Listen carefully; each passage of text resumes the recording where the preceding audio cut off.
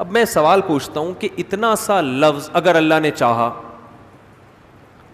تو یہ اگر چھوٹ بھی گیا تھا کسی سے, ہم تو دن رات ہماری زبان سے چھوٹ جاتا ہے نا.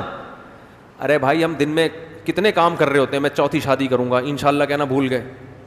اب یہ سزا تھوڑی ملتی ہے کہ پچھلی 3 بھی مر گئیں. مجھ سے ہو جاتا ہے اس طرح کی, ہو سکتا ہے ہو گئی ہوں, انشاءاللہ کہنا بھول گیا ہوں میں, لیکن اتنی بڑی سزا تھوڑی ملتی ہے. آپ سے یہ مثال دے رہا ہوں بھائی, اس کو سیریس نہ لیں. تو ٹھیک آپ کوئی کاروبار کرنے کا سوچ رہے تھے انشاءاللہ, ابھی آپ کا بہترین انڈوں کا کاروبار تھا, انڈوں پہ بات آئی نا, تو انڈوں کا کاروبار تھا. آپ نے کہا کل میں شہد کا بھی شروع کروں گا, انشاءاللہ نہیں کہا تو ایسا تو نہیں ہوتا کل انڈوں کا بھی سارا برباد ہو گیا. تو یہ ورڈ بذات خود تو کوئی, یعنی اللہ اس اتنا سا لفظ چھوڑنے پر اتنی بڑی سزا دے گا کسی قوم کو, یہ سمجھ میں آنے والی بات نہیں ہے. اصل میں یہ وہ والا انشاءاللہ نہیں ہے جو ہم پڑھتے ہیں صبح و شام. یہ بالکل ایسے جیسے ہم کلمہ لا الہ الا اللہ صبح و شام 25,000 دفعہ, صبح کرونا سے بچنے کے لیے, شام کو 25,000 دفعہ شوگر سے بچنے کے لیے پڑھ لیا ہم نے. یہ وہ کلمہ ہے جو ابو جہل کی زبان سے ایک دفعہ بھی نہیں نکل رہا تھا. آپ کے چچا ابو طالب کی زبان سے آخر وقت تک نہیں نکلا, حالانکہ اسلام کو ساری زندگی سپورٹ کیا انہوں نے, نبی صلی اللہ علیہ وسلم کو ساری زندگی سپورٹ کیا, کلمہ نہیں نکالا زبان سے. دنیا سے جا رہے ہیں آپ صلی اللہ علیہ وسلم, رو رہے ہیں پڑھ لیں نہ, کیونکہ یہ وہ والا کلمہ تھا جس کے معنی اور مفہوم سمجھتے تھے کہ لا الہ الا اللہ کا مطلب ہے اللہ کے سوا کوئی عبادت یعنی غلامی کے لائق نہیں ہے. اس کا مطلب سب ایک طرف, یا تو ہوتا نا اللہ بھی غلامی کے لائق ہے تو یار چلو تھوڑی اس کی کر رہے ہیں تو اللہ کی بھی کر لیں گے. جیسے ہندو کہتے ہیں اگر ہم اتنے سارے بھگوان ہیں ہمارے تو ایک اللہ بھی ہو گیا, چلو مسلمانوں, تبھی ہندو مزاروں پہ بھی جاتے ہیں, پتہ ہے نا آپ کو, داتا دربار کے مزار پہ بھی, اور وہ کہہ رہے ہیں یار جب اتنے سارے پتھروں کے بنے ہوئے بت سے کچھ ہو سکتا ہے تو جہاں 38,000 بت ہیں خدا ہیں تو 2-4 مسلمانوں کے بھی اس میں بزرگ لے آؤ, تو کیا جا رہا ہے اس میں.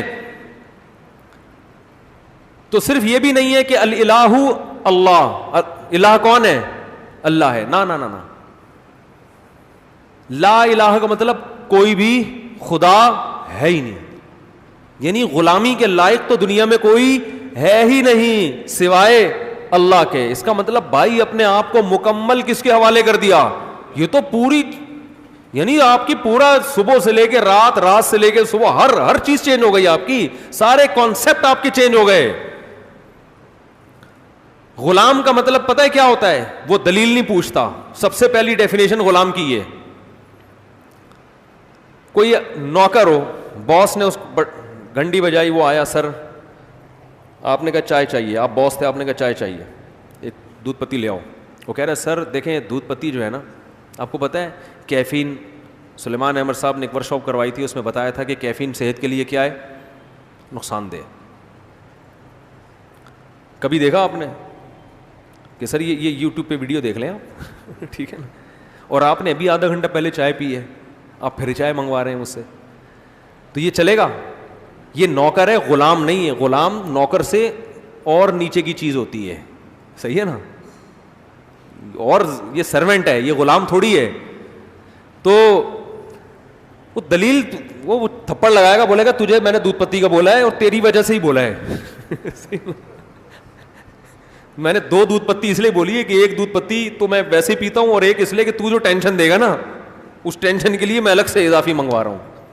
تو غلام کا مطلب ہے کہ رب نے جو کہہ دیا, لاجک سمجھ میں آئے نہ آئے, جاوید احمد غامدی صاحب کے بہت سارے اسلام کے حکام کی لاجک ان کی سمجھ میں نہیں آتی نا, تو انہوں نے اسلام کو اپنے حساب سے ڈیفائن کرنا شروع کر دیا, ایکچولی کر کے. ایکچولی یہ جنت جو ہے نا, یہ یہی جنت ہے.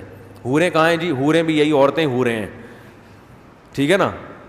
تو چونکہ ان کو سمجھ میں نہیں آ رہا تھا یار کوئی مشک و عنبر کی الگ سے بھی اللہ نے کوئی عورتیں بنائی ہوں گی, کیونکہ سائنسدان اس چیز کو مانتے نہیں ہیں کہ الگ سے بھی, وہ تو جتنا سائنٹیفک باتیں آپ کریں گے لوگ مانیں گے نا. قرآن تو کہہ رہا ہے بھائی میرے کہنے سے مانو نا, سائنسدان نہ بولے میں کہہ رہا ہوں تو مانو, مجھ سے بڑا زیادہ سچا کون ہو سکتا ہے. خبر بھی تو ایک دلیل ہوتی ہے, سچے آدمی کا کسی بات کی خبر دینا یہ بھی تو ایک دلیل ہے نا. ہر چیز سائنسدانوں سے تھوڑی پوچھی جاتی ہے.